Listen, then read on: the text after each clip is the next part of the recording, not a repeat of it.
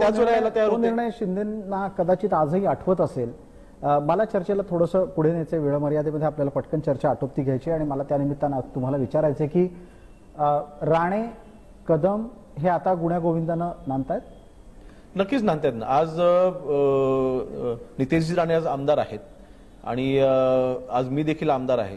एखादा कोकणाचा जर का कुठला प्रश्न आला तर मी नितेशजींकडे स्वतः जातो की आपण हा विषय एकत्र मांडला पाहिजे, आपण कोकणासाठी एकत्र आलं पाहिजे. सामान्य नारायण राणे साहेबांची माझी काही दिवसांपूर्वी सह्याद्रीवरती भेट देखील झाली.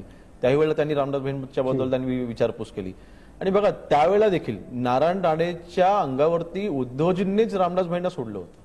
म्हणजे विरोधी पक्षनेते झाल्याच्या नंतर जेव्हा नारायण राणे साहेब जेव्हा तिथे सत्तेमध्ये आले आणि ते महसूल मंत्री होते त्यावेळेला संघर्ष केला पाहिजे ह्या मताचे रामदासभाई देखील होते. परंतु तो वैयक्तिक लेवलवर जाता का म्हणे हा देखील रामदासभाईंचा स्वभाव आहे.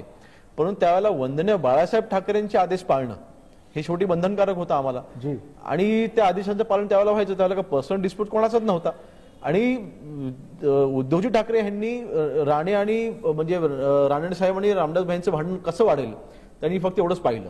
म्हणजे राणे साहेब आणि रामदासभाई एकत्र आले तर कोकणामध्ये उद्धव ठाकरे कधीच पुढे होऊ शकणार नाही हे त्यांना माहिती होतं.